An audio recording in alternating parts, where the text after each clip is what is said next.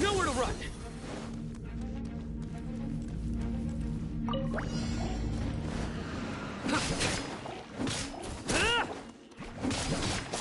Surrender!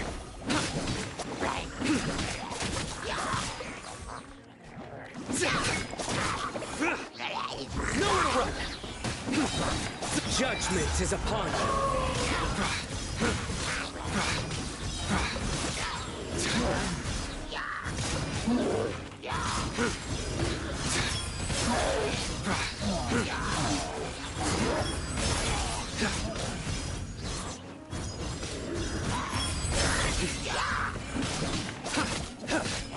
Through me, justice is served. You stand condemned. Guilty.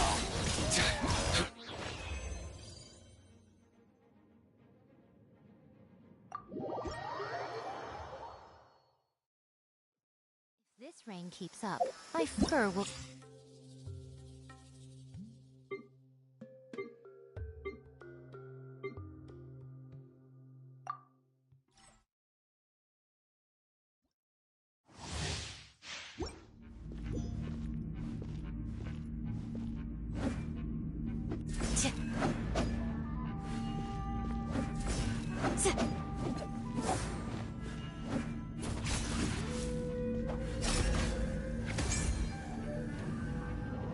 You're exposed!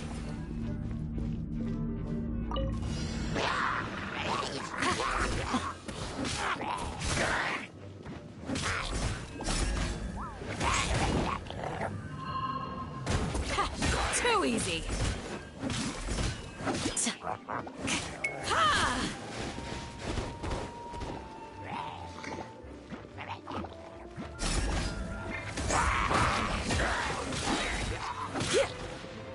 Hear my prayer!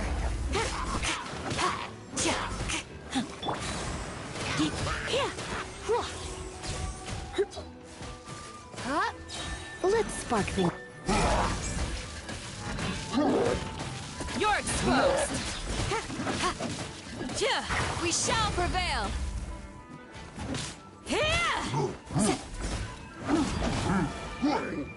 Flee!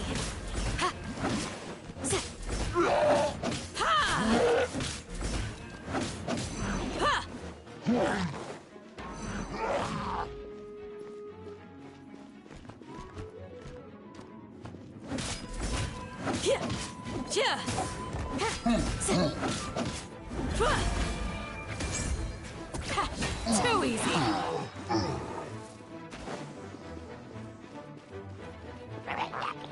Cool it! This moment will be frozen! You're exposed!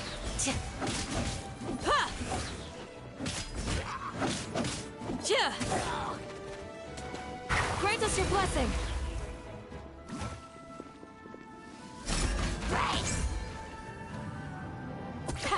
Too easy!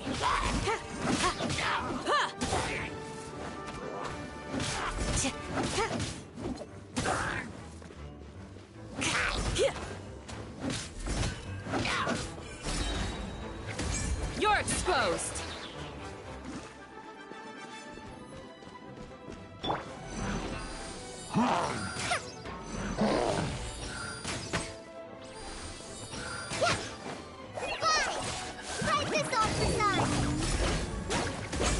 Pin them down!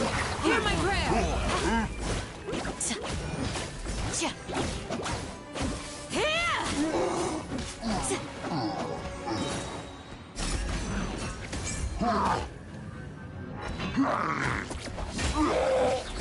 Grant us your blessing!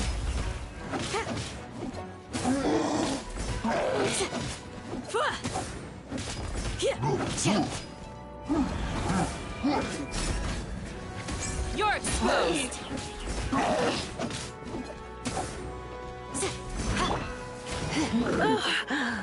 I try not to enjoy this.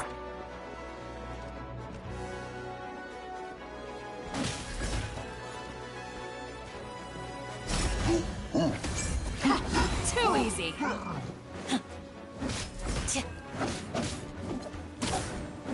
Pin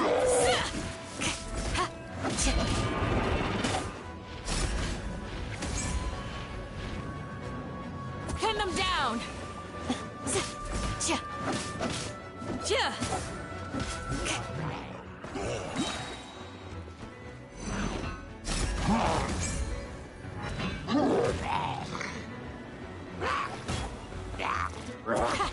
Too easy. Hear my prayer.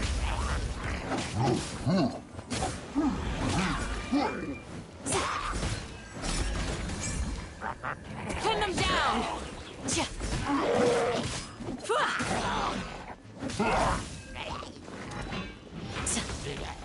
Hi! Just like we rehearsed. Dodge this! Oh, so sorry.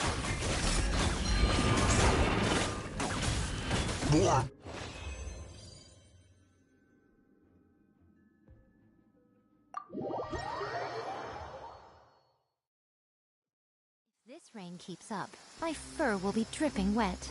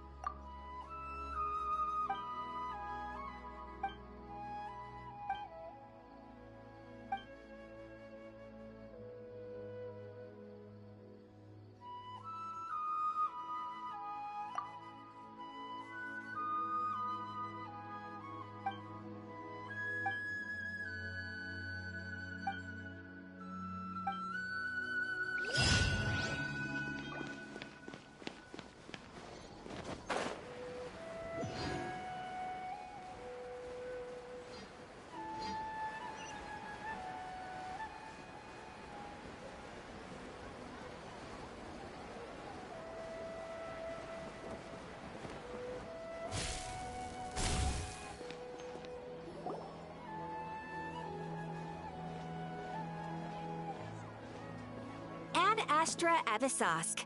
We meet again, you two. Hi, Catherine. Do you have any commissions for us today? Commissions, huh? Let me think. Oh, how about this? Please attend the Academia's Academic Symposium this afternoon and recite a love poem on stage. Wait, say what now? And if possible, please also use your camera to capture the reaction of the audience upon finishing the poem. Huh? What kind of commission is that? I see.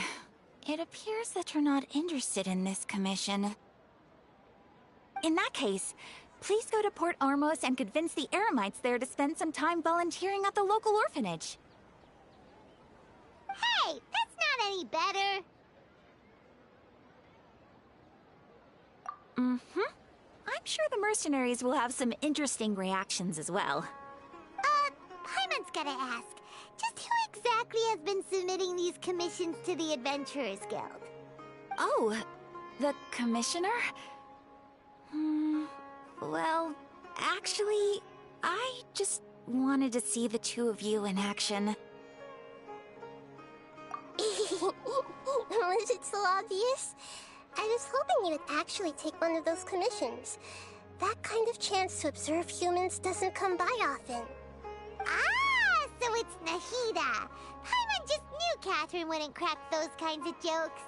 When did you get into her head? From when she said, Ad Astra Abyssosque. So it's been you this whole time? Are you done resting up, Nahida? Yes. I've been sleeping ever since we parted ways, and I even had a really, really long dream. It was another dream about the Sub-Zero's festival, except it was a happy one. In my dream, I was sitting in the middle of a flower terrace, and everyone in Sumeru City was holding hands as they danced in circles around me. They danced round and round, and everyone looked really happy. I also got to sit on a gigantic flower carriage. Ferris, the Knight of Flowers, raised me really, really high above the ground, and I was throwing an endless amount of Yalda candies at the children. You know, Nahida, maybe your dream is how the Sub-Zero's festival really should be. It's meant to be a joyous time where everyone gets together to celebrate your birthday. Huh? Wasn't I describing a really happy dream? Why are you both looking at me like that? Wait, could this be an example of the emotion known as pity? No, we aren't pitying you. That would only make everything worse. We just don't want you to feel too sad. By the way, have you had a chance to visit Dunyarzad? How's she doing? The Homiyanis haven't allowed any visitors after the festival, so we haven't been able to check on her. Yes, I paid her a visit right after I woke up. She was resting at the time. Her condition is stabilized. However, since Elazar is a manifestation of the withering on the human body, we can only cure it by finding a way to take care of Irminsul's own withering. But for the moment, our top focus should still be figuring out what the sages are up to and what they're planning. Right. Who knows what'll happen if they manage to pull off another scheme like the Samsara of the Sub-Zero's festival? So our first priority should be investigating and putting a stop to the sages' activities. As for how we should pull that off, let's discuss it somewhere else. There are too many adventurers around here. Oh, good point. Sorry, adventurers. We're gonna be borrowing Catherine for a little while.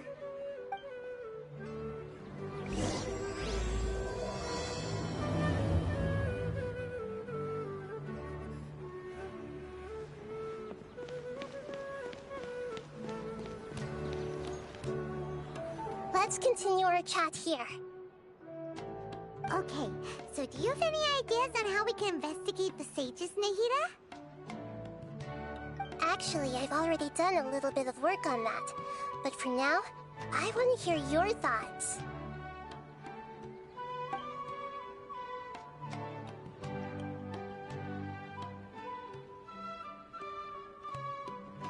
We're in the dark as of now. Since we still don't know anything about their goals, any rash move could tip them off and lead to terrible consequences. After all, every person in Sumeru City is one of their hostages.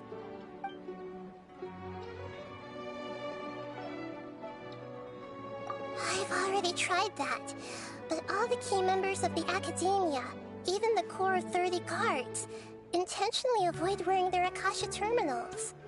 It seems that from the very beginning, they've been guarding against info leaks from the Akasha. Of course, it could also be because they're wary of me. Have you already caught the sage's attention? I'm guessing not yet, but distrusting me would make perfect sense if they've ever paid attention to the urban legends about me. In any case, I probably can't take over their minds directly. No way, that's too risky. You mean it'd be too easy to get caught?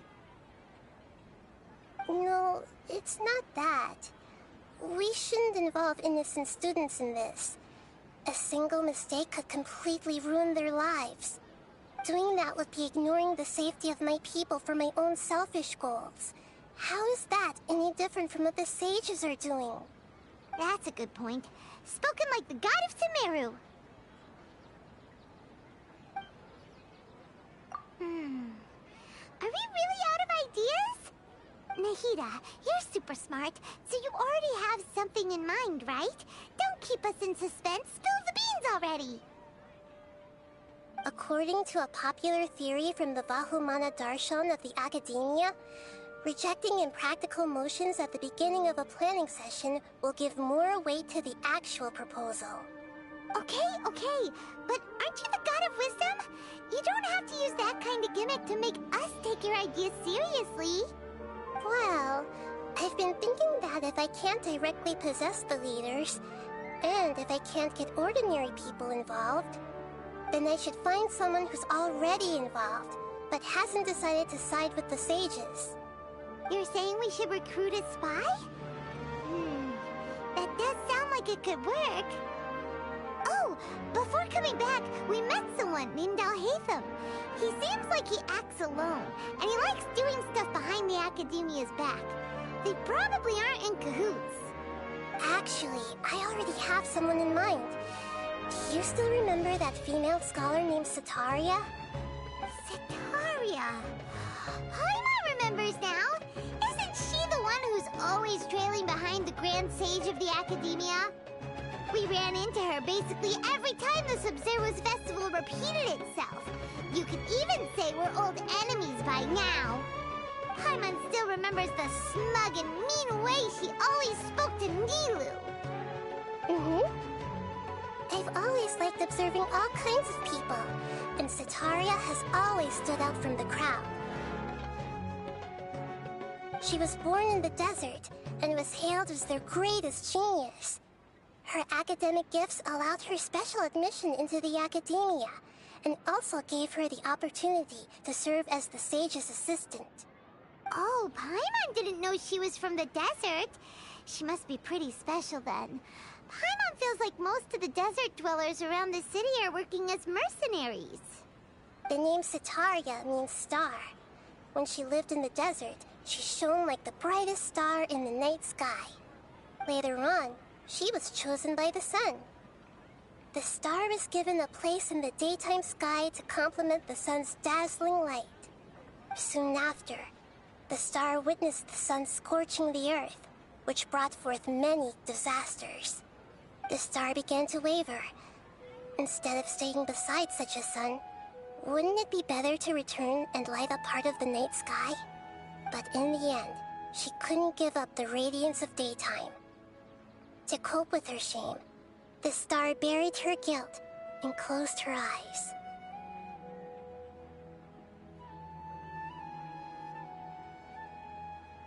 From the sound of it, Setaria's just hung up on the research opportunities here. But she doesn't really support the Academia. She still feels guilty about not doing more for the desert, right? She's just running away from her problems. Indeed. When they are presented with complex moral issues, many people will simply plug their ears and go with the flow until the problem can't be fixed anymore. She's suppressing a lot of guilt, but before she realized it, she had already become the sage's accomplice. She can't deny her part in their schemes anymore. Right. We must somehow make her face her problems again. That way, not only can we get useful intel from her, but she can also use it as an opportunity to redeem herself. From my past observations, Setaria will take a day off from the Academia every 10 days to do some shopping in the city. Tomorrow afternoon just happens to be a shopping day for her. That'll be our chance. To prepare, let's go check out some of her favorite spots, and have a quick chat with a few of the vendors there.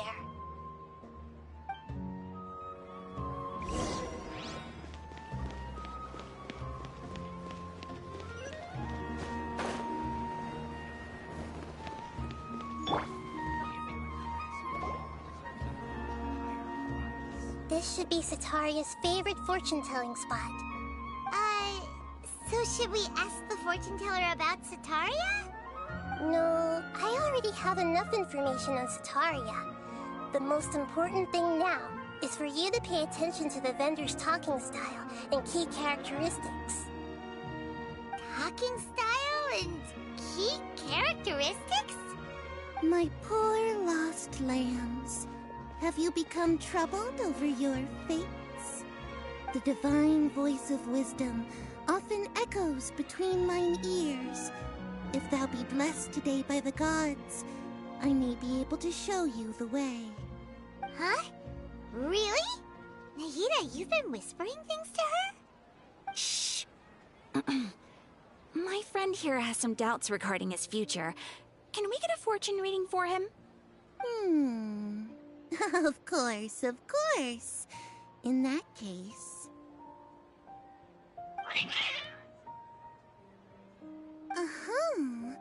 It would seem that Harut and Marut are quite wary of you.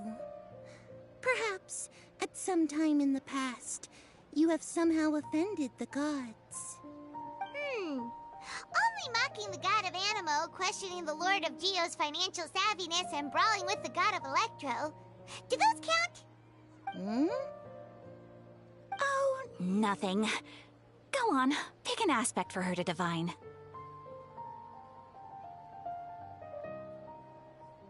Love prospects? No problem at all.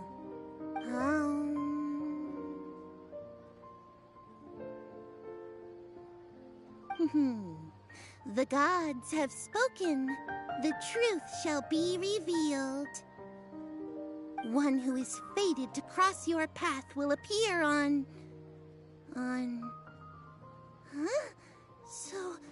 So many people will fall for you. How could that be? Harut, Marut, did you two spoil my divination? I've never read a fortune so absurd. Actually, Paimon thinks this is probably the most accurate fortune-telling you've ever done. I admit that the orientation of today's celestial matrix is, suboptimal. As such, there will be no charge. Is that so? Well, that can't be helped. If you were to bring some food offerings for Harut and Marut on your next visit, perhaps they could help you reverse the wheels of fate.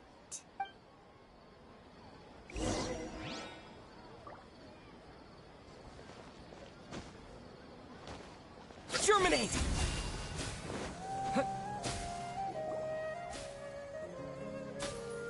Is this another one of Sataria's favorite stalls? Yep, it belongs to a king. His father helped Sataria a lot when she first moved to Samari City, so she still comes by whenever she has time. When I start talking with him, listen carefully to the details of our conversation. Ah, dear customers, would you like to look at some pottery? We caught wind of your great craftsmanship, so we specifically came to take a look. Oh, I recognize you. Aren't you Miss Catherine from the Adventurers Guild? Sounds like I'm in for some big business. Speaking of, where did you learn this trade? I suppose you could say it all started with my dad. He's a mason by trade, but I picked up an interest in clay while apprenticing for him. After that, I began making pottery by myself in secret, and I simply changed trades when my works turned out well. Although it's a pity that I'm no longer making much use of the knowledge provided to me by the Akasha. That's nice. You're making a living doing something you love. So is your father still working as a mason? Oh no, not anymore. A few years back, he fell from a roof and broke his leg. Since he had already saved enough Mora over all these years, he's just enjoying the retired life in Port Ormos nowadays. I see. We wish him peace and happiness in his retirement. I'll have someone in charge of logistics at the guild come by another day for some goods. We'll leave you to it. Take care now. No problem. Rest easy, all our goods are sure to meet your every need.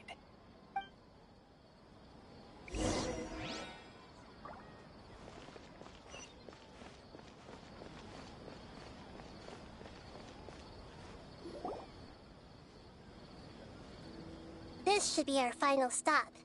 Setaria is always thinking of this restaurant when she's working at the academia, so she always comes by whenever she's out in the city. Nahida, you've really thought of everything! It's my duty to protect Sumeru's citizens, after all. Hi there. I feel like I've seen you down by the docks before. Huh? Sorry, I don't quite remember. If I recall, you were having a discussion with someone about shipbuilding at the time. Ah, that's right! I've always been really interested in feats of marine engineering. After all, I grew up in Liyue Harbor and spent my entire childhood staring at the ships going in and out of the port. I came to Sumeru to study, but failed to make it into the academia due to my lack of talent. But I'm still discussing all kinds of problems with different scholars, and I'm continuing to study and perform research from the restaurant's basement. I'm sure I'll get into the academia after their next round of exams. What an admirable spirit for learning! Amazing! Sure, but you'll find hardworking people wherever you go. So this restaurant has a basement as well? Huh. First I've heard of it. That's right. It's not usually open to patrons. Most of the time, employees use it for breaks or to hold private events. I see. Guess that makes sense. Well, good luck with your studies, Miss Chishan. Thank you so much.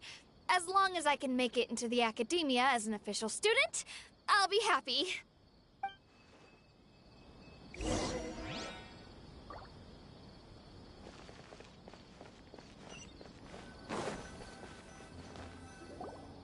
So, was that everybody? Mm-hmm. 3 familiar faces should be enough for Setaria. What's the point of all the information we've collected? Nahida, you still haven't told us how you're planning to make Setaria face her problems. Setaria is already used to avoiding her problems, so we must find a way to break through her usual sensibilities. I remember that you mentioned that the Eremites in Port Ormos are all making a fuss about the upcoming resurrection of the Scarlet King. Although it's all just a boatload of nonsense, the fate of her homeland may turn out to be Setaria's soft spot. Oh, Paimon gets it now! You want to take advantage of the guilt Setaria feels about her homeland. Although she knows she should return home to help the people of the desert, all she's done is conspire with the sages.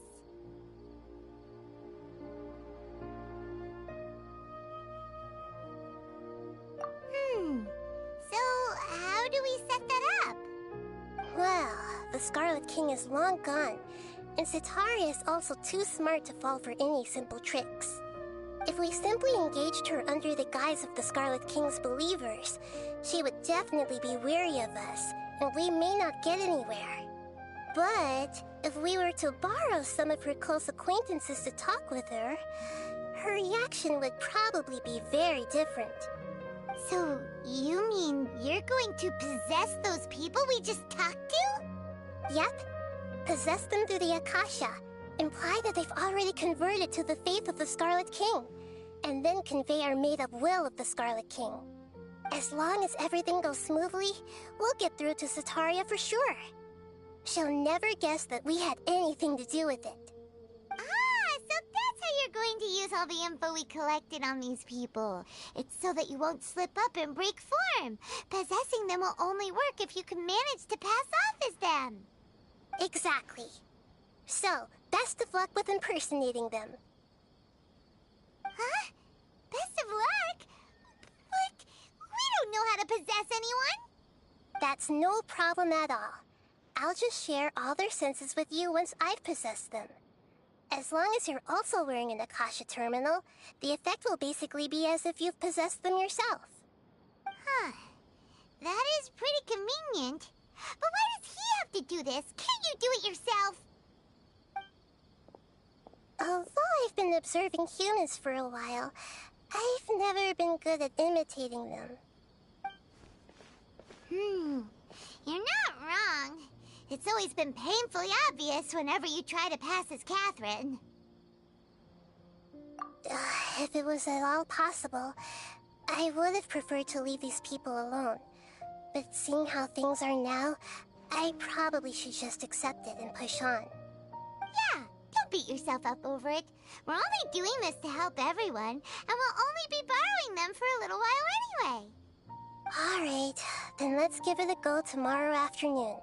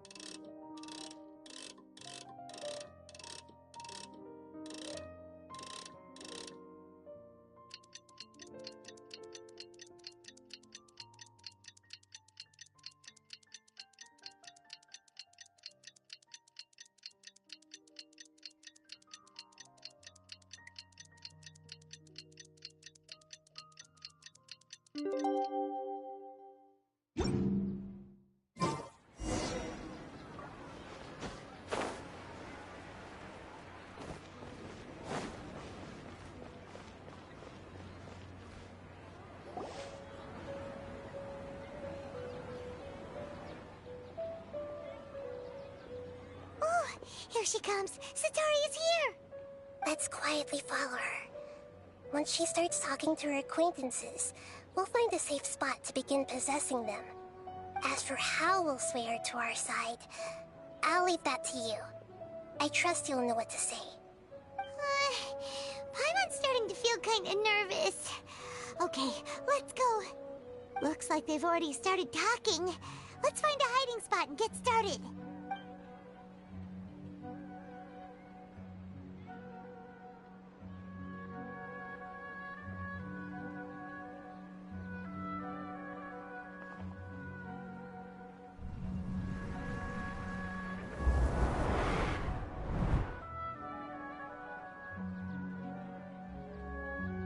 That's right.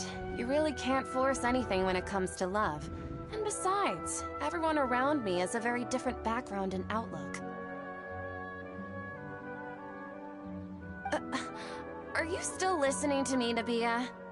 Oh, of course I'm listening. You were talking about troubles with your love life, right? I heard everything you said. Okay then. You just seemed a little distracted for a moment there.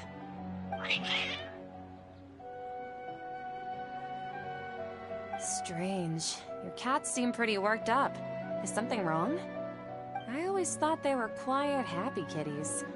Oh, what are their names again?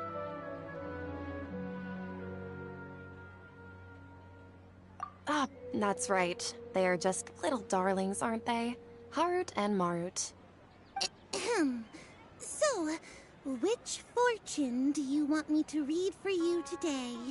You must have come for another echo of the divine voice of wisdom. I'd like to get another reading on my love prospects, but to be perfectly honest with you, I feel like I've been a real mess recently. A mess? Well, could you do a reading on how long it'll take me to finish my current project at work? I really just want to get it over with. I hear you. No problem at all. The gods will reveal the truth.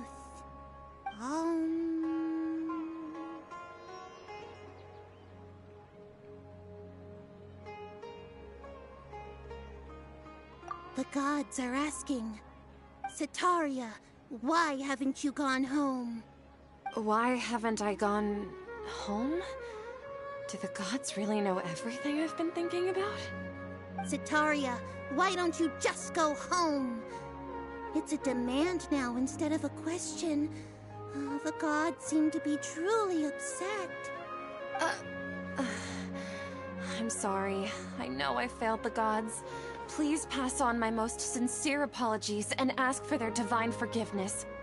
And if I may ask, Nabia, is there a specific god who's speaking to you right now?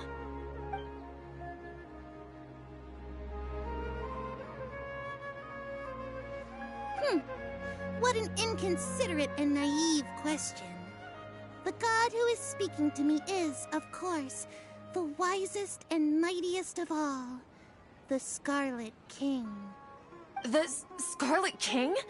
No wonder he would make such a demand of me. Oh, wait a second. The Scarlet King passed away a long time ago. Even though news of the Scarlet King's resurrection has been spreading like wildfire, it's all just a misinformation campaign from the academia. How can the Scarlet King still exist in real life? What insolence! I am the Scarlet King's most loyal believer. Do you wish to refute his voice of wisdom? Oh, no. As a child of the desert, I am only reveling in his power upon learning that his divine glory has touched even this city. I will think very carefully about his demand of me. I'm sorry. I must go now. Wait!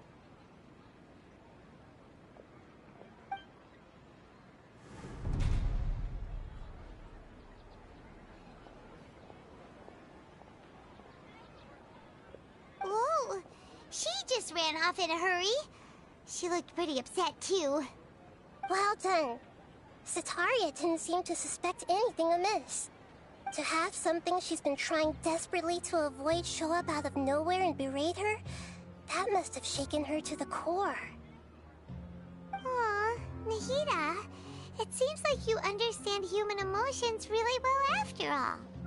All I know are some abstract Haraba-taught theories. And in any case, my time with you has shown a lot of them to be utterly useless. I'm still trying to make sense of everything. Anyway, enough of that. Let's hurry and catch up to Setaria. He's out of Keem's now, right on cue. Let's get ready to possess him right away!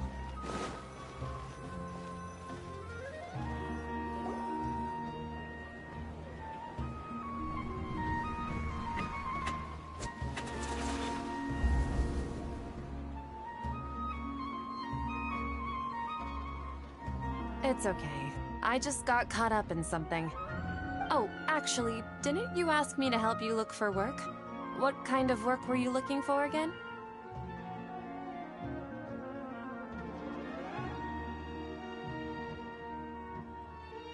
Oh, right. Your old man's craft. How could I forget? Speaking of, how's he doing? Is he feeling any better?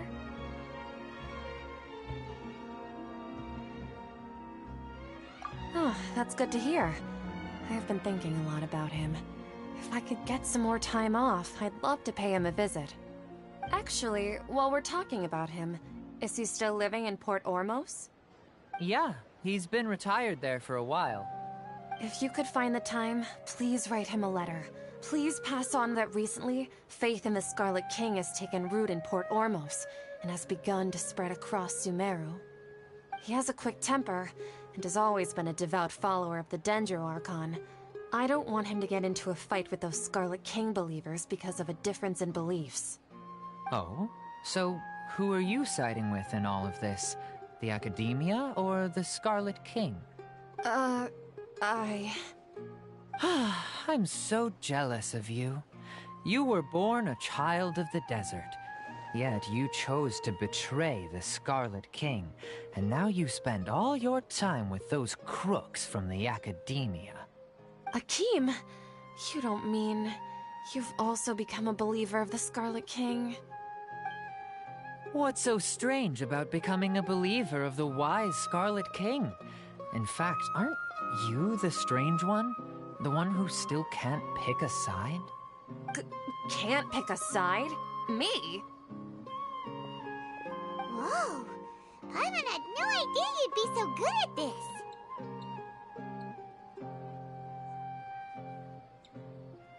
You really zeroed in on the issue and put it right in front of her. It might feel a bit overwhelming for Setaria. But once everything is over, I'll be sure to pay her a visit to her mind and explain everything. Anyway, let's keep going.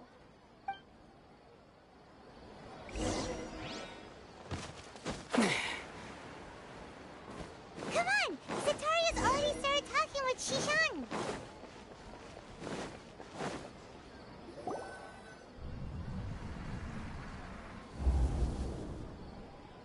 So, Shishan, have you noticed anything weird in the city lately? Like, as if someone was trying to preach to you about something?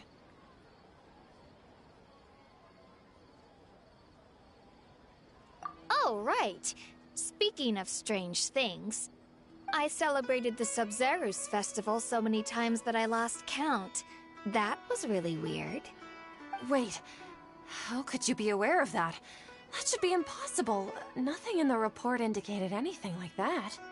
Are you still failing to realize that the Academia's lowly tricks could never deceive all of Sumeru's citizens?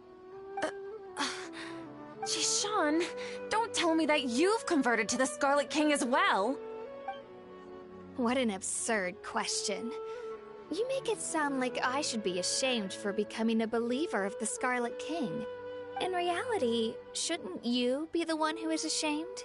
You, who works side by side with the Academia, and treated people as nothing more than experimental subjects?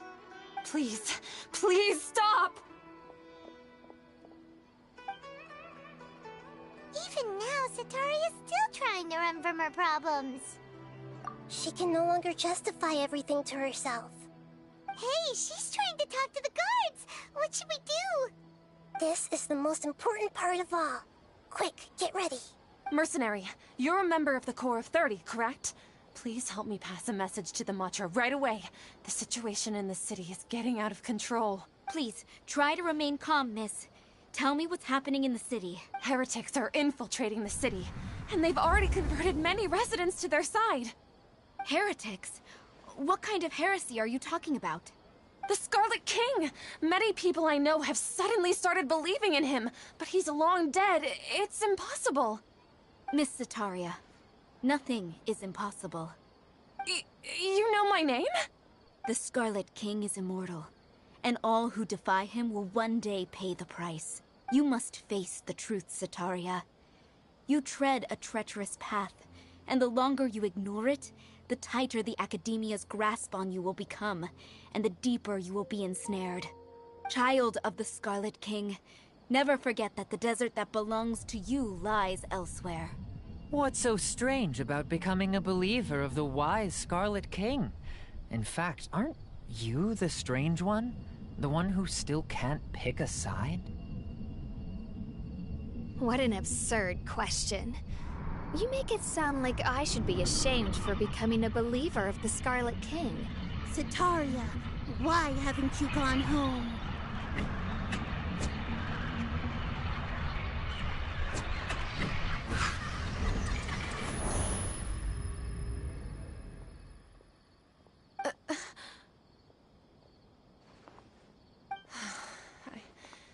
It seems that no matter where I run, I only keep finding more believers of the Scarlet King. I have to say, this is a familiar feeling. I've also been running from my guilt this whole time. Guilt over my part in the Sage's plans, and from ignoring the letters from the children of my homeland. But no matter how much I may try to ignore or get rid of it, my guilt always comes back.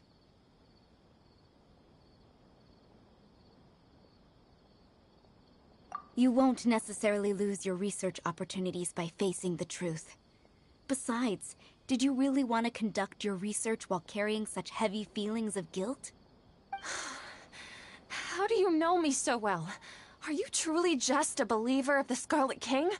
Or are you the god himself? That's not important. The important thing is to pass judgment on the Academia and its sages, and to correct their mistakes. If you could provide some assistance in this matter, perhaps it could serve as a form of atonement. I've actually never believed in the gods, but I've always believed in serendipity. Your appearance must be a fated opportunity for me to get out of this wretched situation. Please tell me, what can I do for you?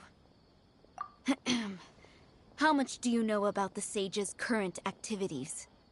I was just one of the designers for the masked dream harvest scheme, which is what happened around the Sub-Zerus festival. But I know very little about the full scope of the overall project. I'd assume that only staff with the highest clearance would have access to those confidential documents. I've just been working to meet the Grand Sage's specified requirements. However, there's something that's been really bothering me. I heard that a scholar who was previously expelled has returned to the city, and even the sages are still quite wary of him. To fight against the academia, we will need to figure out the nature and the purpose of their work. Is there a way for us to get access to the confidential documents you mentioned? It should be possible if we're willing to take some risks. After all, I'm an assistant to the Grand Sage, and I've been working on many tasks outside of the project. One thing, though, I won't be able to transfer the documents to you through the Akasha once I get my hands on them. The sages have always closely monitored all activities within the Akasha. Let me see... let's use the most primitive method. Send someone to pick up the documents tomorrow evening at the Academia entrance. The Academia entrance? Wouldn't that be too conspicuous? Don't worry about that. I assure you, this won't be a trap. I'm only suggesting this location because it'll draw more scrutiny for me to leave the Academia again. It'll be safest for me to distract the guards long enough to hand you the documents. All right, I trust you. So, if I were to successfully complete this task, would it mean I've atoned for my wrongdoings? That'll depend on the judgment of the Dendro Archon. The Dendro Archon. That's right. Her people are the ones we have endangered. As the God of Wisdom, she's also the one responsible for judging and guiding the scholars. Maybe it's time for me to find a god to believe in. Just as Nahida predicted, we've managed to bring Sataria to our side! The Traveler's execution was ingenious. He's the one who deserves all the praise. Well, now that we've made plans to meet again tomorrow evening, all we can do is pray for Sataria's mission to go off without a hitch. Pray? But if we're going to pray to the gods, aren't we just praying to you? God of Wisdom and Guardian of the Scholars? No. The truth is the true Guardian of Scholars. I've always believed that. Anyway, let's meet again tomorrow evening at the Adventurers Guild.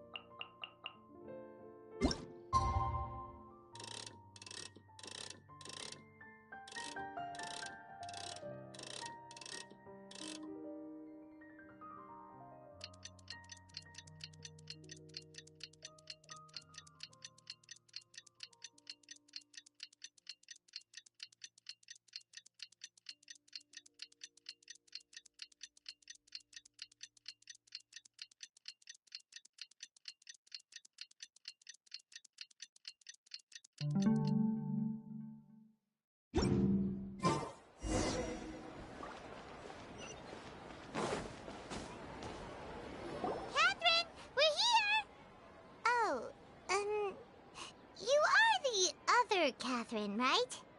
That's right. I suppose I'm the other Catherine in your mind. Shh! We're on a secret mission tonight, so we need to protect Catherine's identity. Yep, Paimon's right. We cannot fully rule out the chance that the meetup tonight is just a trap. If something were to happen, my existence may be the only trump card we'll be able to play. After all, the Academia should still be unable to confirm the existence of my consciousness in the outside world. Yep, exactly. Just what Paimon was thinking. Anyway, enough about that. Let's just make sure to be on our guard. Off? What do you feel is off? It's the middle of the night. Of course it's quiet. You're not getting paranoid, are you? No, I think he's right. It really is a lot quieter than usual. If you look around, there seems to be fewer people on the streets. I'm not sure if this is the case for the entire city, though. Huh. Maybe it's just a coincidence. Maybe Sataria figured out a way to not only distract the guards, but also to get everyone to go to sleep early, just so we can exchange the documents in peace. I also can't quite figure out why things feel a little off.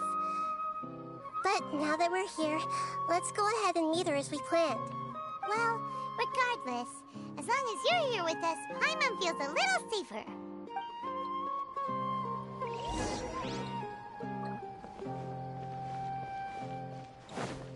Huh. There really aren't many people out right now. Let's hope it'll be this quiet in front of the Academia, and that Setaria managed to distract all the guards.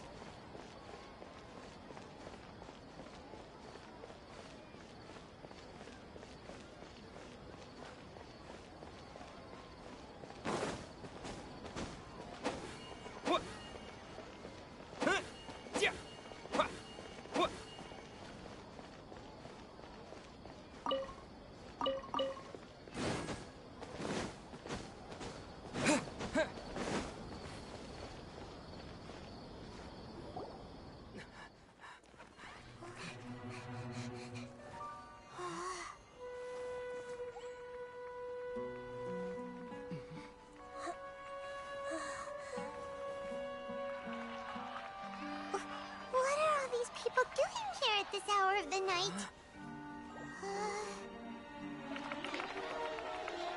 Ah, the triumphant hero returns at last.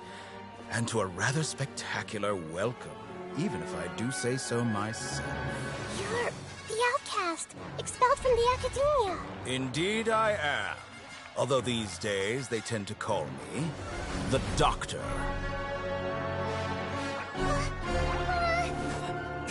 If you're looking for your researcher friend, she has already been taken into confinement. With some basic caution, she could have discovered the listening device on her person. Clearly, she lacks the degree of rigor expected of a true scholar.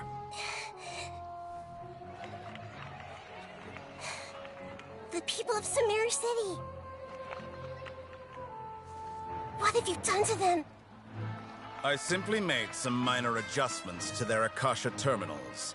Now they can deposit information directly into the subconscious. As you can see, all these lovely people now believe this traveler is a hero who has just saved the world. My experiment is a success.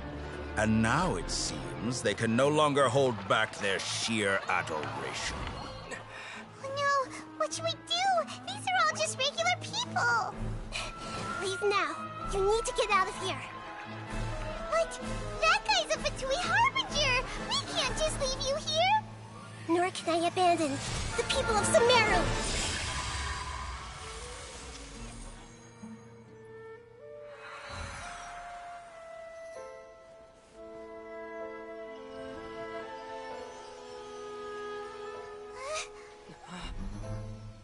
Don't worry. We'll meet again outside of the city.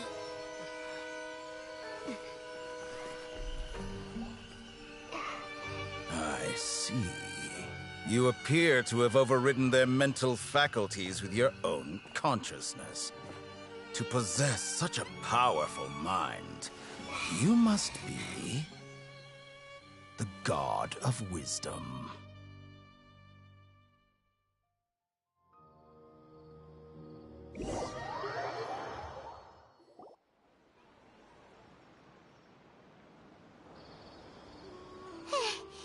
This should be far enough. Whew. Paimon needs to catch her breath first. Is Nahida going to be okay? We only made it out because of her. Paimon wasn't counting on running into a new Harbinger here, let alone such a high-ranking one. That guy was number 2. So scary. He called himself the Doctor.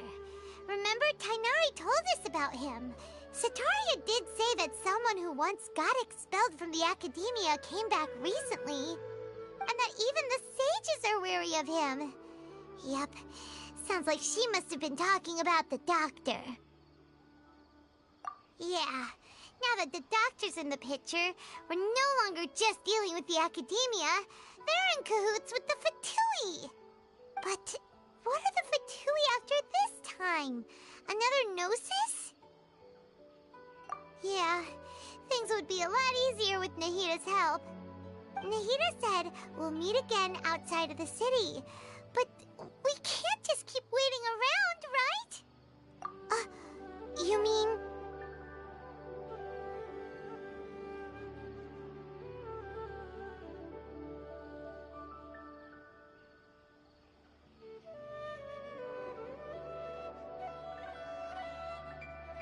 Oh, right! Wasn't he invited by the sages to work on some project when we were staying with him in the Vidia forest? That has to be the same project! Even though he turned it down at the time, he might still know something. There's no time to lose. Let's go to Gandharvaville.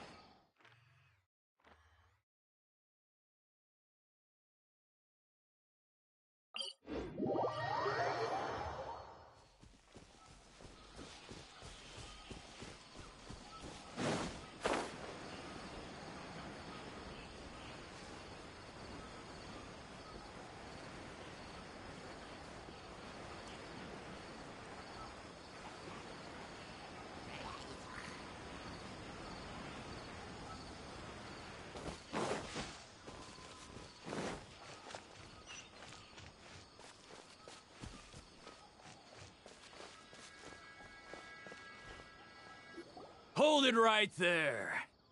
A blonde-haired traveler and a floating fairy. We've got you all right. Take a look around. You've fallen right into our trap. Are you mercenaries from the Corps of 30? Did you come here to arrest us? Corps of 30? We're nothing like those government lapdogs who don't even get scraps for their work. We are an elite brigade that commands the highest commission rate in all of Sumeru. We're here on the orders of a client known only as the Outcast.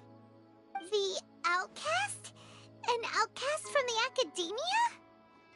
But why wouldn't the doctor just send the Fatui after us? Still wasting time on idle chit-chat. We'll shut you up soon enough. Get them! You're up, traveler!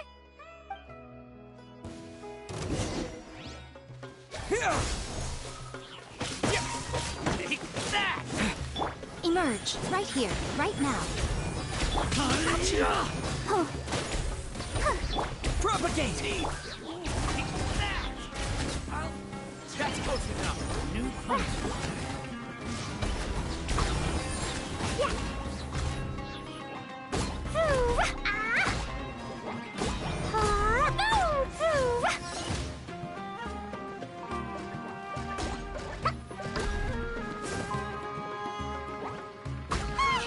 It isn't over yet! Here comes reinforcements! Emerge, right now.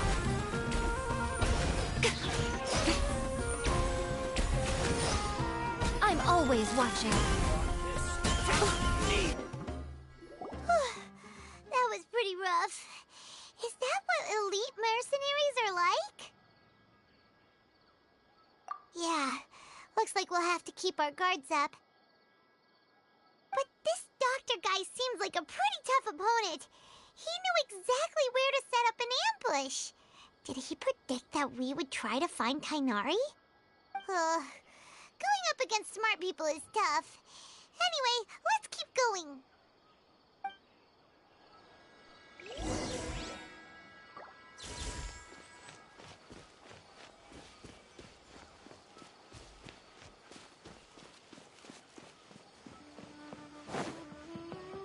Let's dance.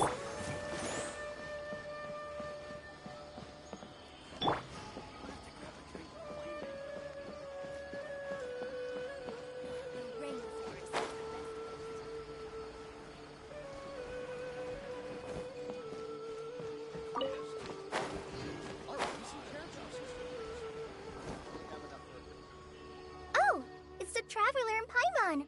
What are you two doing back here? Kale! It's nice to see you again. Are you doing all right? To be honest, I'm not doing too well. My Elazar has been progressing at a faster rate lately. I'm finding it harder to complete more intricate tasks. As a result, Master Tighnari is taking me off the patrol schedule. He will only allow me to stay here and coordinate other people's tasks. Oh, Kale.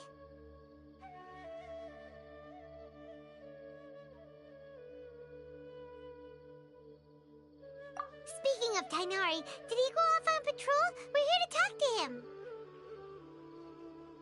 Oh, Master Tighnari? You just left the Avidia Forest a little while ago. He was headed to Party's DI. Huh? He left?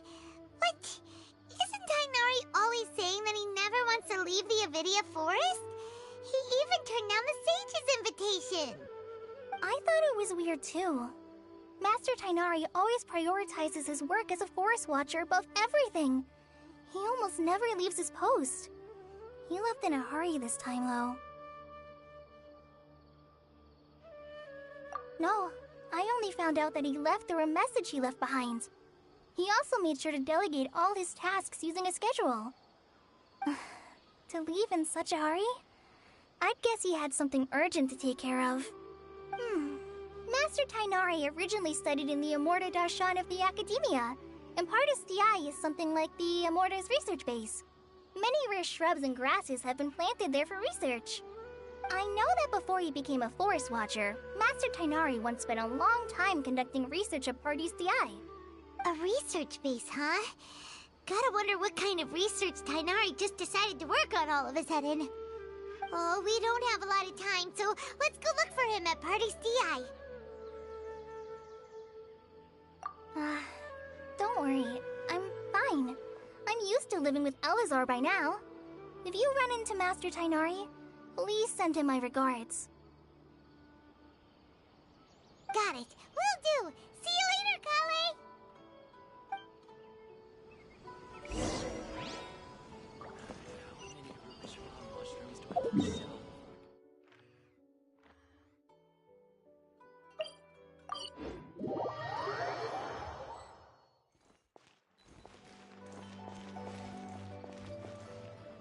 Wait!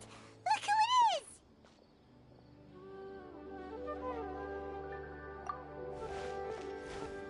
Thank goodness you're okay.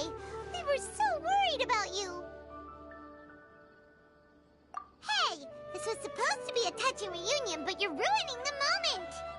Actually, it's very smart of the Traveler to be wary of me right now. After all, the Doctor has shown that his technology can apparently even control human minds.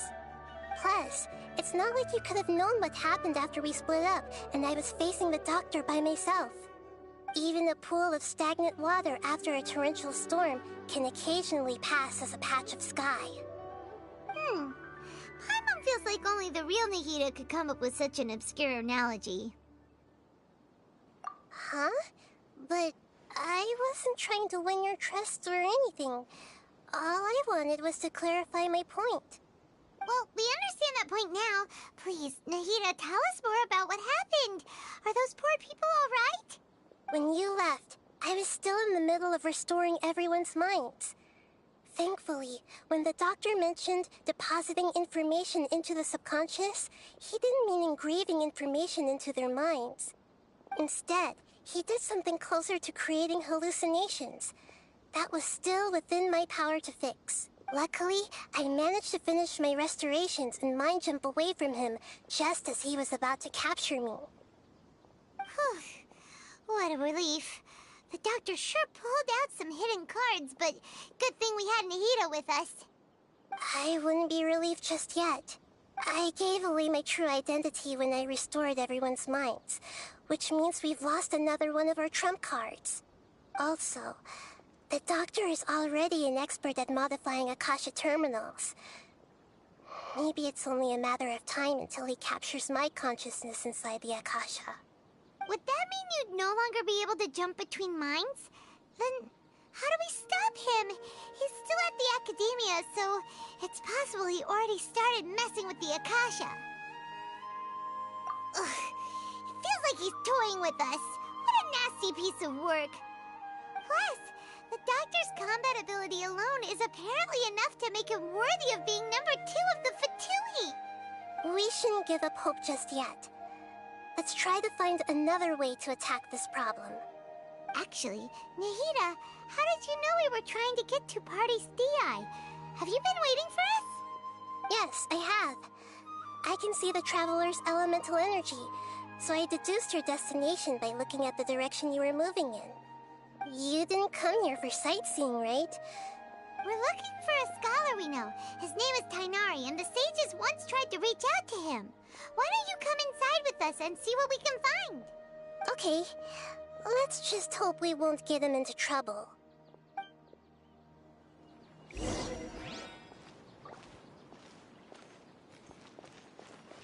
Da da da. La la la.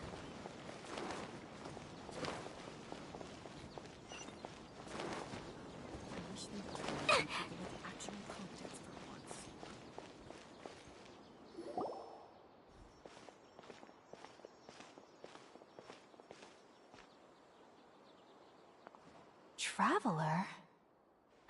It is you! Ah! The voice! It's Hypatia! Ah, what a pleasant surprise! It's so nice to see the two of you again. Who's this? She's a scholar we met in the Avidia Forest. When we last saw each other, she was still training in the... what's it called? Satyavada life? Oh, I see. That's right, we're old friends. You've come at just the right time. Ever since I've come here, hardly anyone has even talked to me.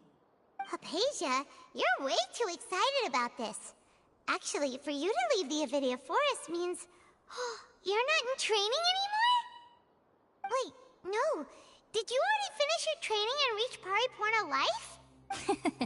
What do you think? My consciousness has already managed to make contact with the divine. You did it! Congratulations! It's so exhilarating to share this sublime joy with others at long last! When my consciousness made contact with the gods. Ah, what a supreme and unparalleled experience that was! That sounds incredible! Oh, all right. Actually, please wait. I haven't forgotten my promise to you. Remember? I promised to help you understand what you saw from Irminsul once I gained deeper insights. My current self has not only gained true insight, but I can even help you establish a direct connection to the consciousness of the divine. You can do that? I've never heard of anything like that, but if you want to give it a try, I'll do my best to protect your consciousness during the process. Hold on. I brought some spirit borneal with me. This is still a crucial part of the ceremony. We're using that incense again? All right now. Hold my hand. I'll help you establish a pathway to connect your consciousness. Okay. Ready?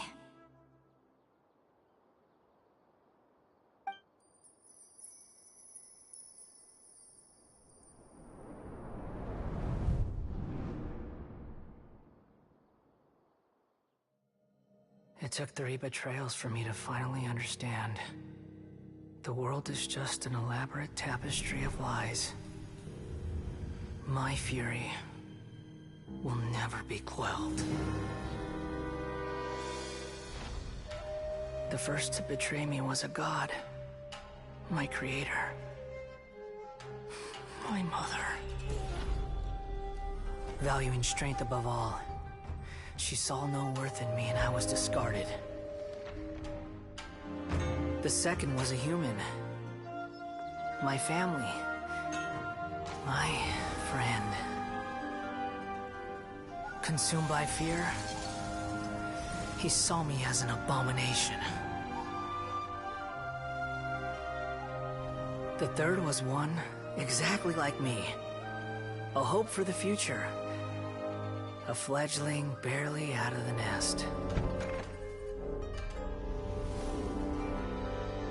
Powerless before his mortality, he broke his promise to me.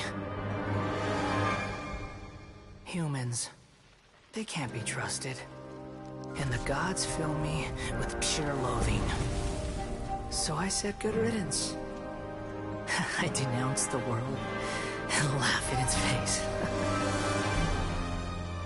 My chest will never again be defiled by worldly filth.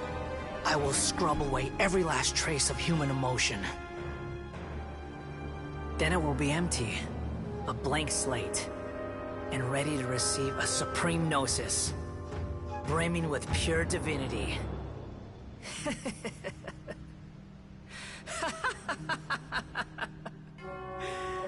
There is no need to fear. The pain will be brief. Your era is coming to an end.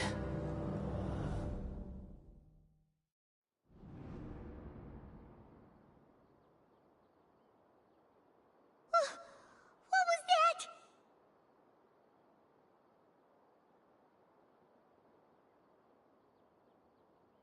Did we actually just see the Balladier's memories?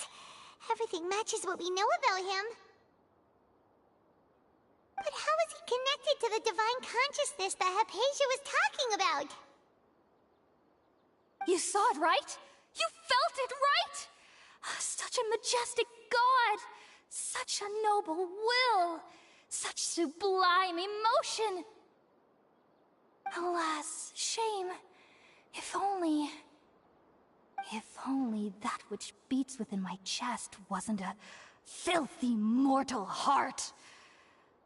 Oh, great and merciful God, please grant me forgiveness and salvation. Do you understand now? I'm afraid this is no Purna life, but rather... Ah! You... Why are you so mean to me?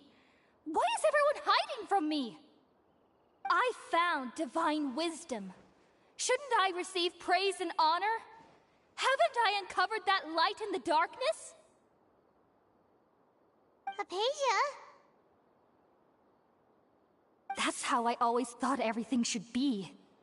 Wait. Have I already lost my mind?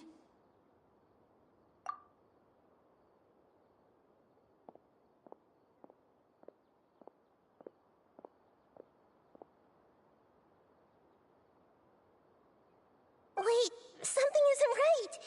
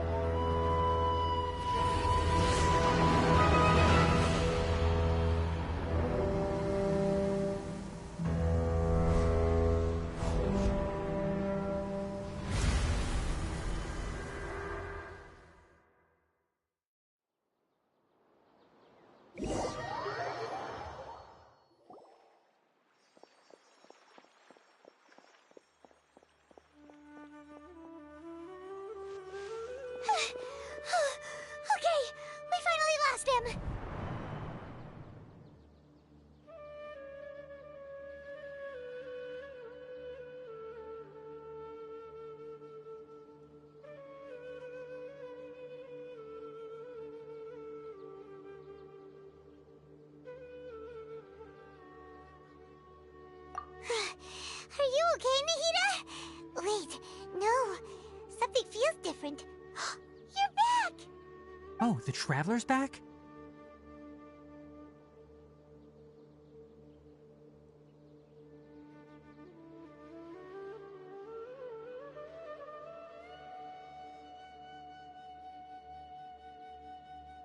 Nahida was controlling your body for a while. It seemed like she jumped over to you as an emergency measure right before the Catherine puppet was destroyed. After that, Tainari heard the commotion and came over. He helped us defeat the mercenaries and then he ran with us all the way here.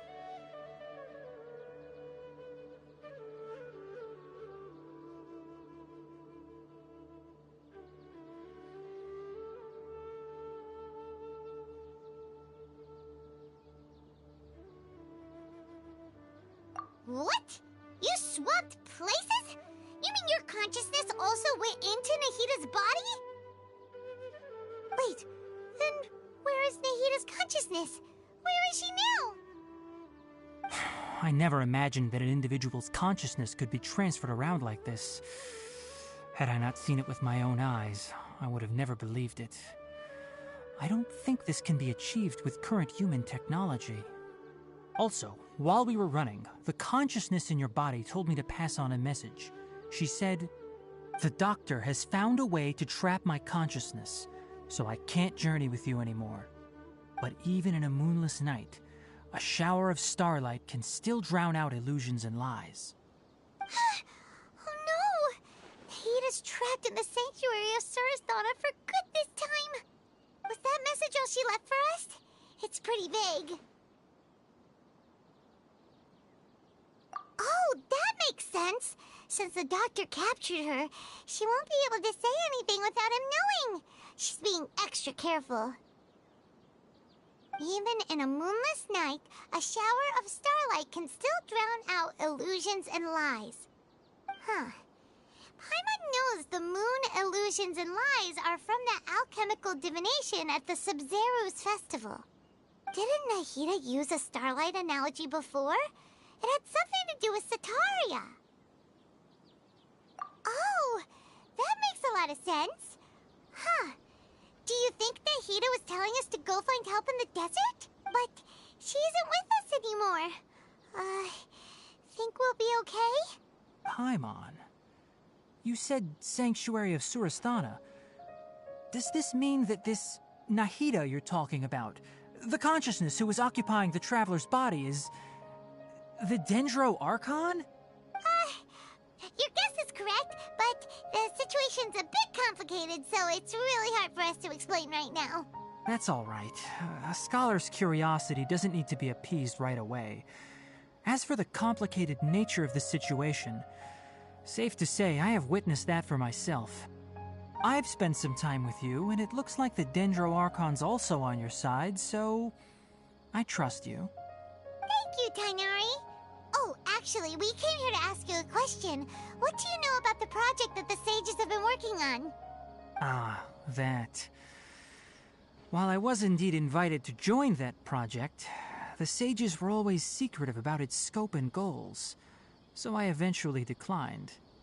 All I know is that that project has something to do with the restoration of Irminsul. Huh? Did you see something when you were in Nahida's body? What? Do you have any evidence?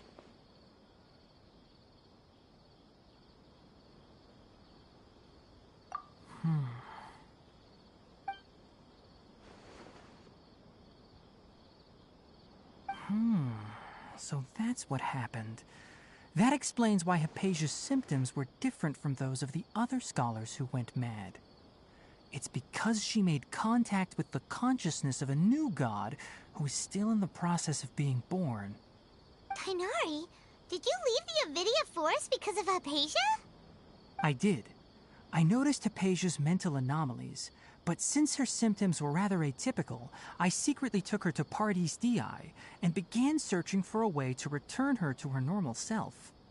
If I didn't take action, Hypatia would have already been taken by the Matra to the desert, doomed to a life of exile at Aru village.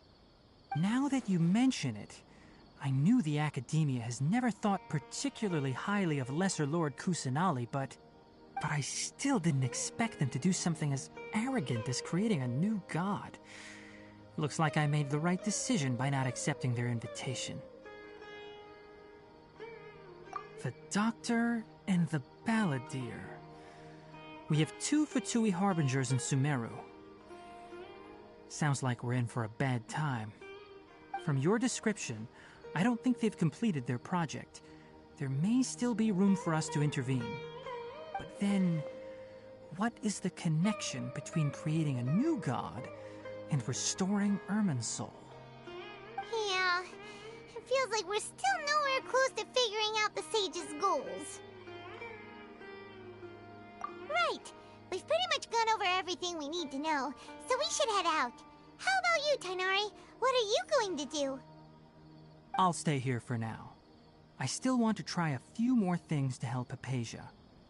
If you're planning to go into the desert, start by heading for Caravan Rabat. That'll be your fastest route. Come find me here if there's anything else I can do to help. May the spirit of wisdom go with you. Thanks, Tighnari. Hopefully Hypatia will feel better soon.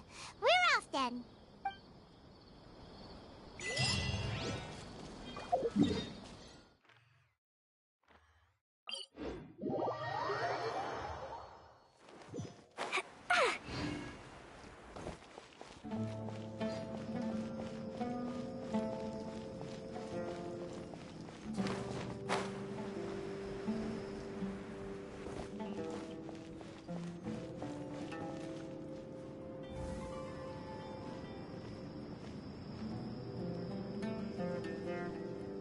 We finally made it to Caravan Rabat. It's pretty lively here. So, just past this wall is the desert, huh? Oh, wow. Paimon remembers hearing people call this the Wall of Samiel. It's made to block sandstorms from the outside. Oh, if it's this tall, it's gotta be the divine work of Greater Lord Rukkhadevata, right? Enough gawking. Come on, follow me. Huh? Over here. Oh, Haytham went that way! Let's hurry up and follow him. Wonder what he's up to.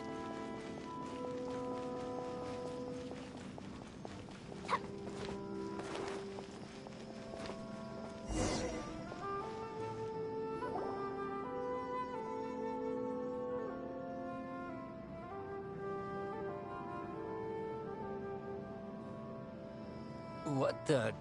Where did he go? How did we lose them?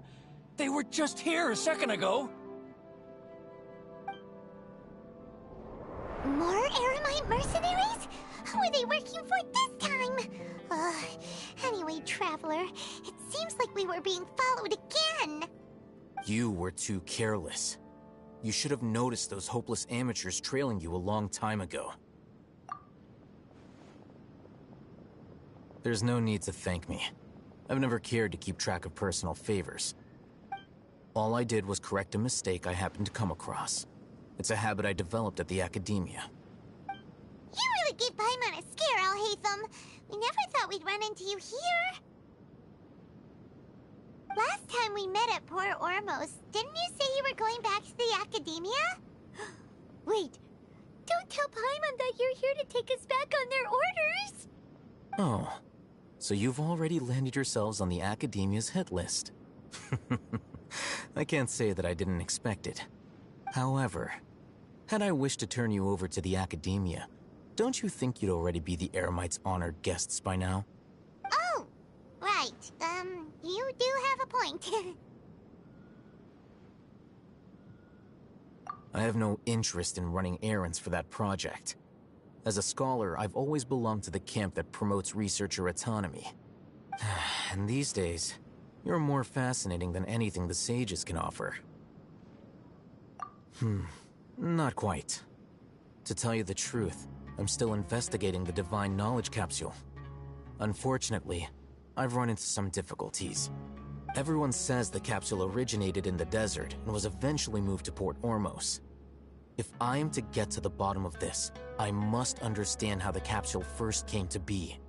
Which brings me back to you, and why you're so interesting.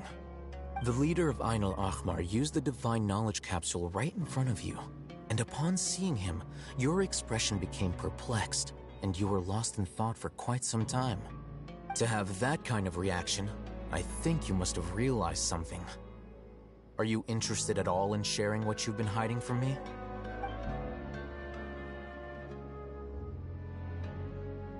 Alhaitham, you really have a ridiculous eye for detail. What kind of person even notices or remembers stuff like that? So that's your answer. Well, I do work for the Academia after all. So considering that, it is indeed wise to keep your cards close to your chest. But that does prove you do have some undisclosed information about the Divine Knowledge Capsule. Am I right? No matter. Rather than simply learning the answers from you, I'd still prefer to investigate on my own. Speaking of, you two are also headed to the desert? That's right! We have the same plan as you!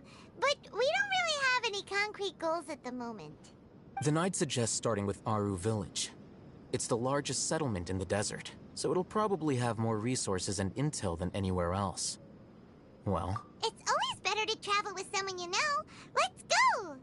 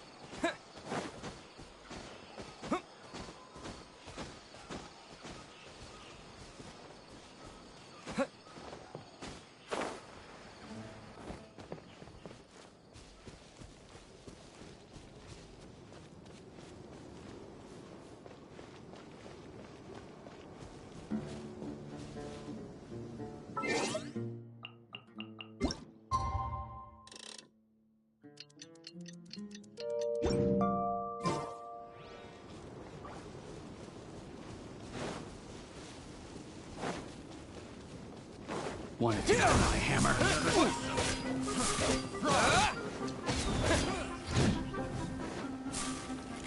Right here, right now, right here. That tingle? Fry!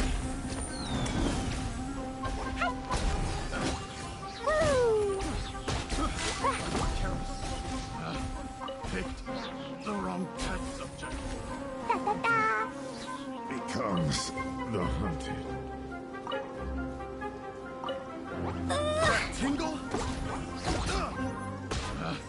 Picked the wrong test subject.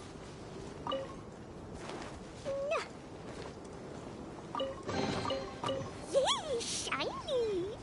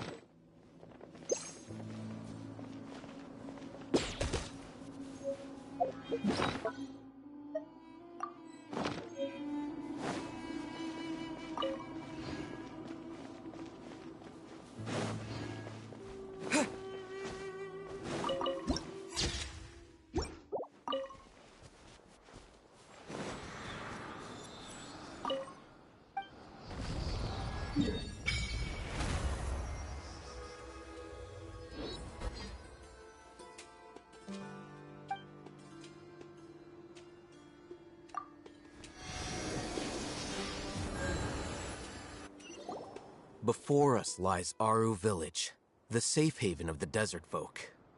Whoa, this landscape is really something else. What a cool place! Let's go check it out!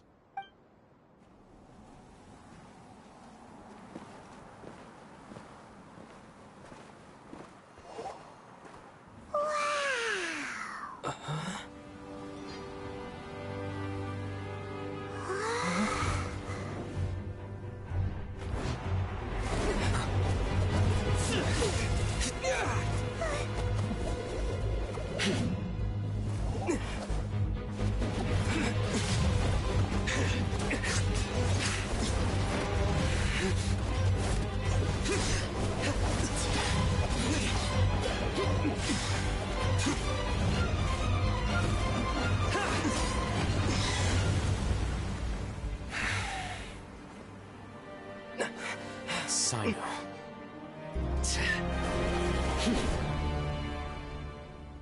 Unless my memory fails me, we have barely spoken 2 words to each other before now at the Academia. Would you care to enlighten me as to when and how I invited the General Mahamatra's wrath? Oh, Hatham.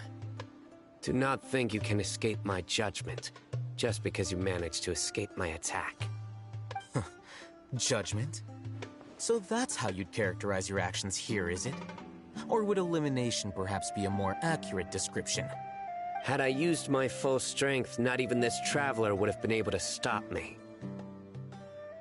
Though styled like an assassination, I sought only to ensure that my target would be unable to flee or resist. Standard practice for the Matra, as well you know. Seemed to me more like your own personal touch. Who is that, Alhaitham? Did you call him General Mahamatra? Yes. General Mahamatra Sino, head of all the Matra at the Academia.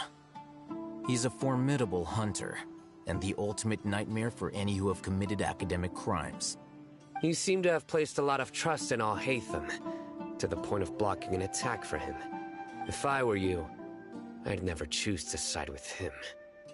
I wouldn't believe a single word that comes out of his mouth. I have been pursuing this scribe for a long time. I urge you, stand back and do not seek to defend him any longer. Otherwise, there will be consequences. Has Alhaitham done something wrong?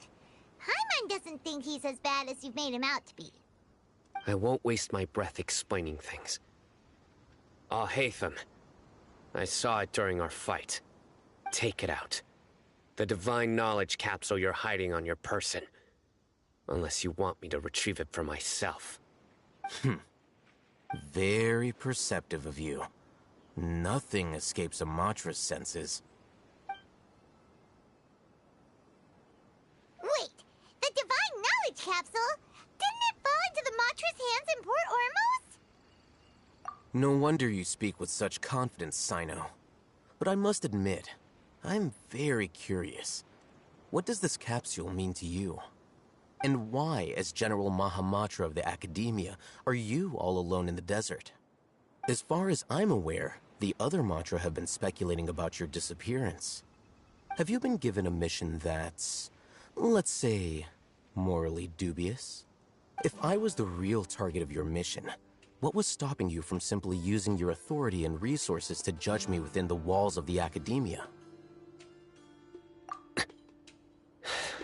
I should have known you'd be difficult to deal with. You two?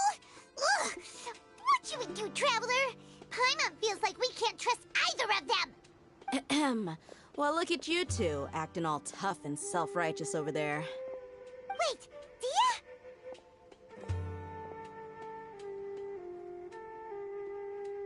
Great! Finally, someone that we can trust!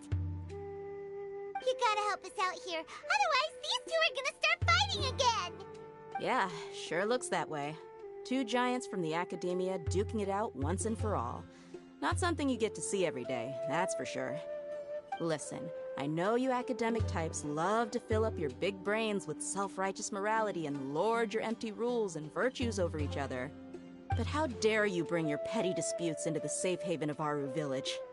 It seems like someone's gonna have to beat some sense into your thick skulls until you finally learn to respect these grounds.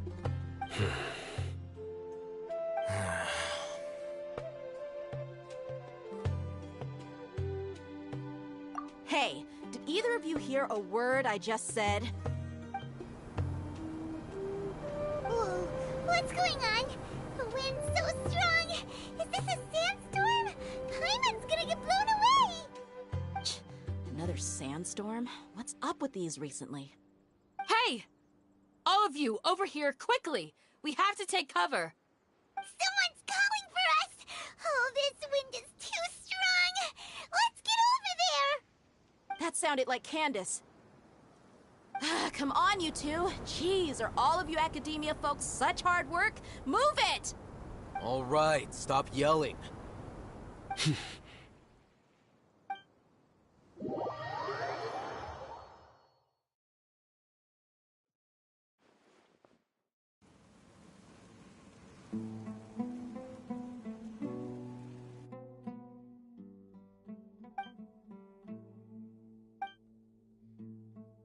Well, this is pretty awkward.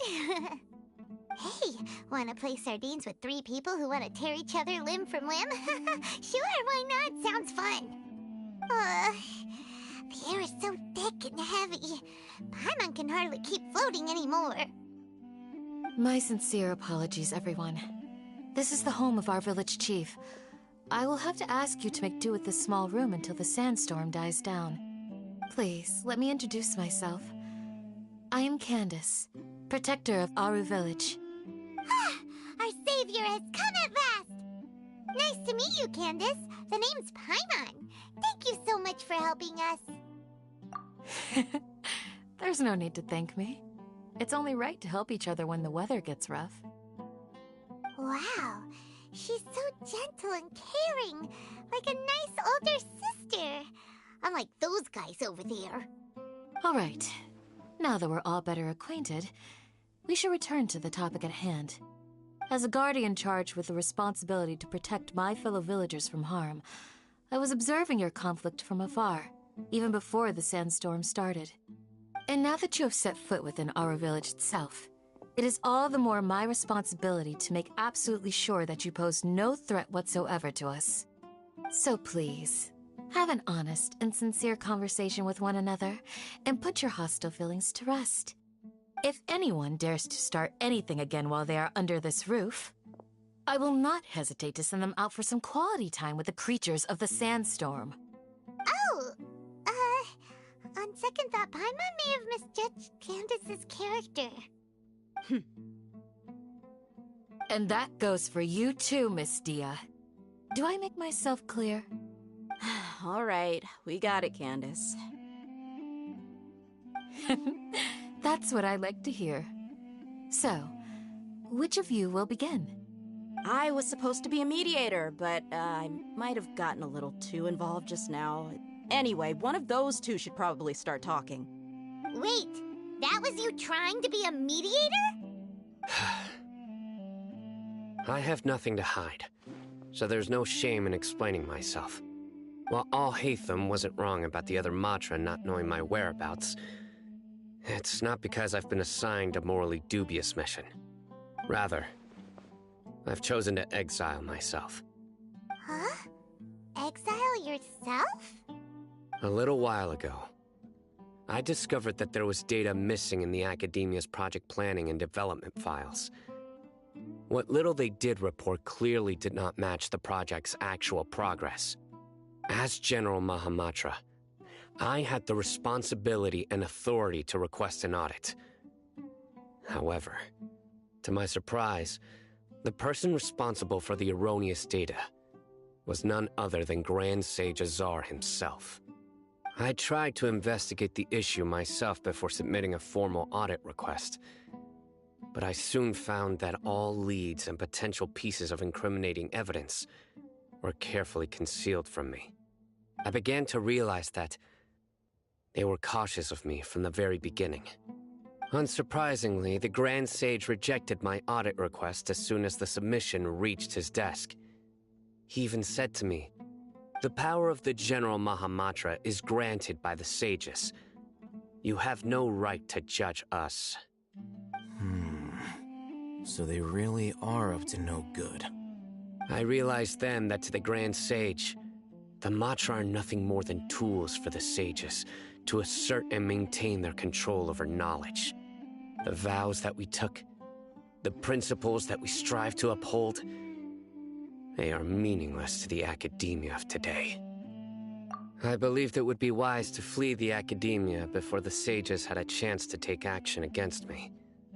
This way, they can no longer see nor predict my actions. I will never give up on this investigation. There's no need for someone else to give me power or authority. Once I find the truth, I will administer judgment by my own name. Sino seems to have the same goal as us. We're all investigating the sages. Plus, now that he's no longer the General Mahamatra, he somehow feels a lot less scary. Well, Sino, if that's your story, then why did you see Alhaitham as a target?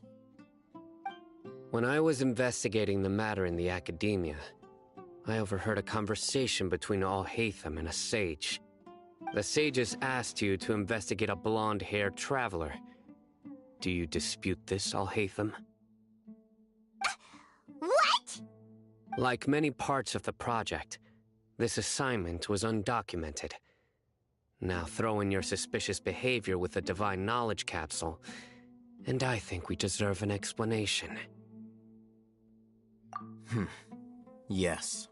I was indeed tasked with investigating the Traveler. Alhaitham!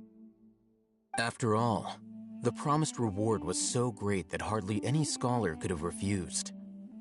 The sage told me, once you've completed this assignment, I can give you a glimpse of divine knowledge. A most enticing offer. Unfortunately, those academics don't know me at all. Their words contained one key piece of information, namely that divine knowledge indeed exists. That gave me all I needed to know. From my perspective, the sages are far from trustworthy. Think about it. Isn't it a little strange they're so willing to share divine knowledge with anyone, even as a reward? So, I began my own investigation following the lead of the Divine Knowledge Capsule.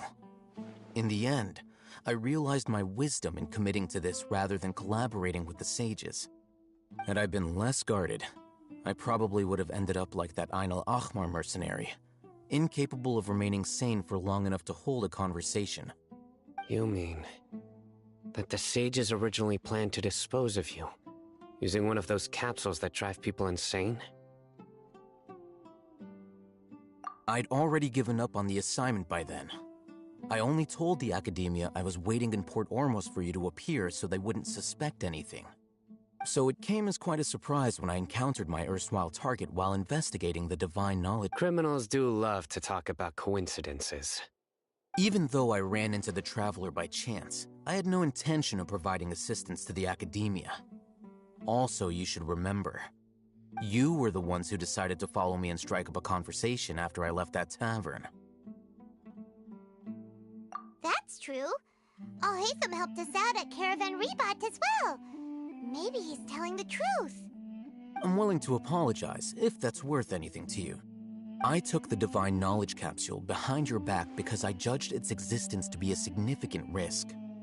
I felt that it would be best for no one to interact with it before it had been properly studied. After all, curiosity often proves to be the most dangerous thing in this land. You should be well aware, Scribe Alhaitham, that curiosity can also lead you to danger and suspicion. Answer me this. Did the sages share any information about their project with you? Have I not made myself clear? You and I are both distrusted by the academia. Do you really think they would tell me anything? Fine. Although you haven't completely proven your innocence, I won't regard you as an enemy, for now. As you wish. Mm-hmm. Good. I'm glad to see you two clearing up your misunderstandings. And now you, Dia. I believe it's your turn. Oh, sorry. Whatever the boys were talking about must have been so boring that I spaced out. My situation is pretty straightforward. My employer, Dunyarzad of the Homayani family, is friends with the Traveler and is currently recovering from her illness at home. I had nothing going on, so I decided to return to Aru Village for a visit. I was actually looking forward to a pretty exciting time getting back together with everyone here. But then I saw these two random guys in the middle of a pointless argument. It ticked me off, and things went downhill from there. Is that all? Well, I will admit that definitely sounds like your style. In that case, welcome back, Dia.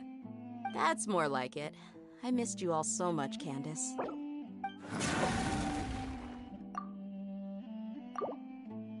Whoa! What was that sound? No need to worry. Now that you're no longer at each other's throats, please make yourselves at home. I'll take a quick trip outside to clear out some of those creatures in the sandstorm. Creatures? In the sandstorm? Are you sure you don't want some backup? Fighting in a sandstorm is not for the faint-hearted. Anyone without extensive training in these conditions is at a disadvantage. You needn't worry. Yeah, just leave him to Candace. Don't worry, she's as tough as they come.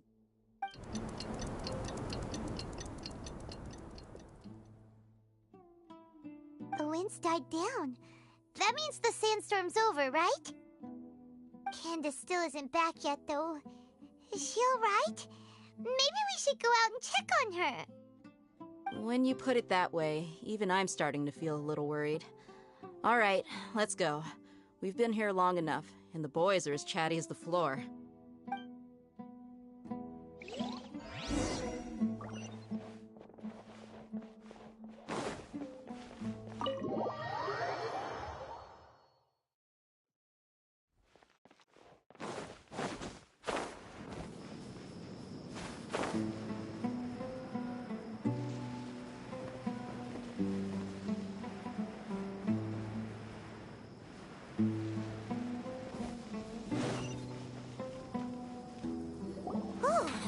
Candace, you're still fighting?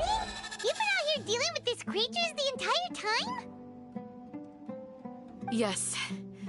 They just keep coming in waves. I've lost count of how many I've defeated. Before I realized it, even the sandstorm had stopped.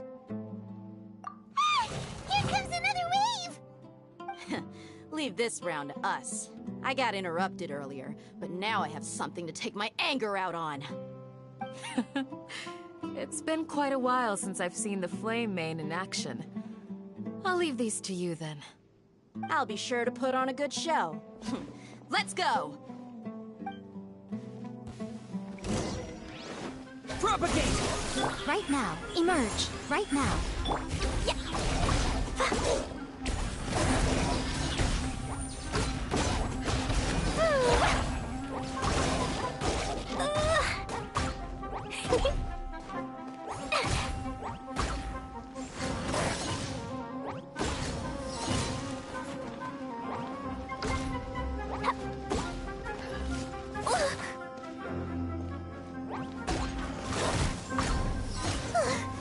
Here comes another wave! When are they ever gonna let up? Emerge.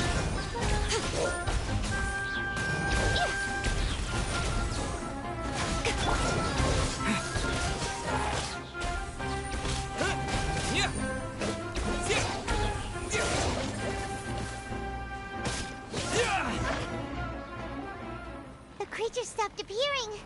Was that the last of them? What we fought just now was probably the aftermath of the sandstorm. So we should be safe for the time being. Well fought, everyone. No injuries, I hope. Huh? Who are you? Ah, my apologies. I haven't had a chance to greet you yet.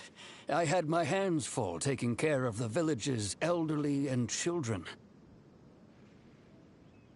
I am the chief of Aru Village. Everyone usually calls me Uncle Anpu. Sir, I am also originally from the desert, but I have not been back for some time now. May I ask if such sandstorms are common? I can't say they've always been common, but recently the storms have become increasingly severe and frequent. Besides sandstorms, we also occasionally get earthquakes. According to an investigator who stayed in the village a while ago, these unusual natural phenomena are related to the withering of Irminsul. Another effect of Irminsul's withering. So, Irminsul's withering causes withering zones in the forest, and sandstorms and earthquakes here in the desert? Everything in the natural world is inextricably connected to Irminsul. These regional symptoms can indeed be a reflection of Irminsul's present state. Everyone in Aru Village needs to take good care of themselves.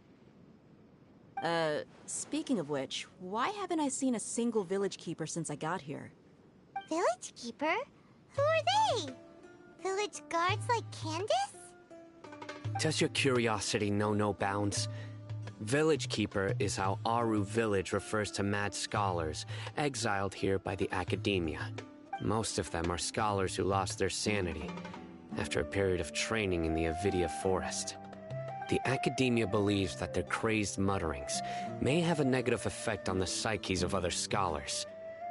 So, they're forcibly exiled to the desert. Though if you ask me, it's all a boatload of nonsense. Alas, that's exactly what we've been trying to investigate. One by one, the village keepers have been mysteriously disappearing without a trace. But no one in the village has ever seen them leave. If you're planning to stay around the village for the next few days, I'd appreciate it if you could keep an eye out for them. I've had encounters with those people in the past.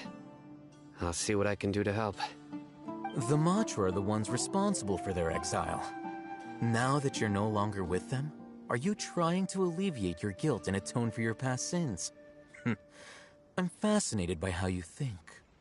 Mock me if you will, but if you are guilty, I will eliminate you, regardless of my position or identity. Oh, you're the former General Mahamatra. You must be an expert in these kinds of investigations. Thank you for your help.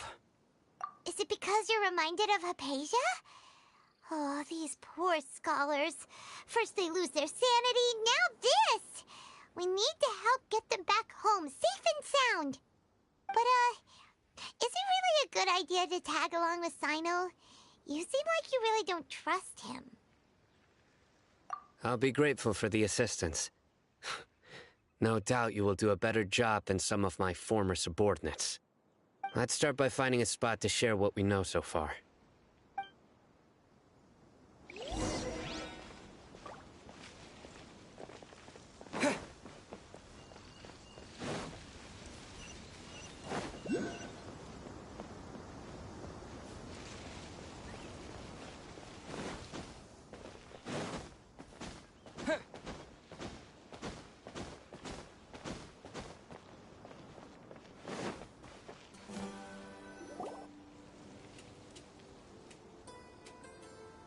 Although I've sent myself into exile, I'm still doing essentially the same things as before. Do you still have any questions for me before we start our investigation? One of my former subordinates told me that this title has its origins in a strange incident. The Academia has long exiled mad scholars to Aru Village. A mysterious phenomenon exists here. When mad scholars first arrive, they are as incoherent and deranged as before. But after spending some time here, they invariably begin to calm down. Initially, the people of Aru Village greatly resented having to take in the mad scholars. But a strange incident one night changed that. Aru Village was struck by the strongest earthquake in living memory. Seeing buildings on the verge of collapse all around him, the then chief of the village, was preparing to take everyone to safety. Suddenly, he noticed a mad scholar crouching in a corner, caressing the ground with his hands. A soft, green light radiated from him, like a divine glow against the backdrop of night. Despite the powerful tremors that ripped through the ground that night, all the houses remained upright, almost as if they had grown roots reaching deep into the ground. In the end, not a single building collapsed, and no one was hurt. After that, the people of Aru village treated the mad scholars with greater kindness, and began to refer to them as the village keepers. The soft green light? A mad scholar protecting Aru village? What do you make of it, Traveler? Paimon thinks so too. Actually, Sino, do you know if any of the mad scholars continued to wear their Akasha terminals at Aru village? In theory, they would continue wearing them so the academia could still monitor their activities. With that said, the main Akasha system would no longer have any interaction with them. Oh, no wonder! Everything makes sense then! Add in the fact that they calmed down, it was probably Nahida who calmed them. If you are able to draw a conclusion from this one story alone, then it appears you possess much more information than I do. So, what do you make of the story? Really? Lesser Lord Kusanali. What? You don't believe us? Lesser Lord Kusanali was definitely using the Akasha to give her power to the mad scholars! No, it's not so much that I don't believe you. I'm just struck by your reasoning. Lesser Lord Kusanali, the current Dendro Archon. Is she really active in Sumeru? The Academia has always placed far greater importance on the late Greater Lord Rukkhadevata. They've more or less ignored Lesser Lord Kusanali, and I've never had any reason to doubt their views. In addition, I've never heard any stories about Lesser Lord Kusanali and her deeds. To me, she might as well have been a god that never existed. No way! Nahida definitely exists! She's a... how should Paimon put it? She's a good Archon who's kind and wise, even if she says weird stuff sometimes.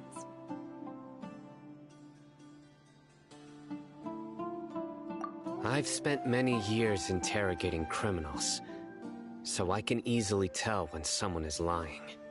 Good! Then you should know that we're telling the truth! That look in your eyes. I've never seen that from a liar. You two really must have met Lesser Lord Kusanali. How can this be? To think, our Archon has been amongst us this entire time. Alright, now it's our turn to put our skills to good use for this investigation. But easier said than done, especially since we don't have any leads. Maybe we can start by knocking on some doors. Excuse me, are you here to help me find my grandpa? Huh? Who are you? By the sounds of it, a resident of this village. My name is Isak. You'll help me find my grandpa, right? Is your grandpa a mad scholar? Hey, don't say that. Grandpa is just Grandpa. Why do you have to call him that? It's not like he's a bad person or anything.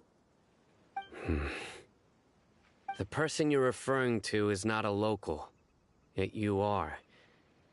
Why do you call him Grandpa? Grandpa is just Grandpa.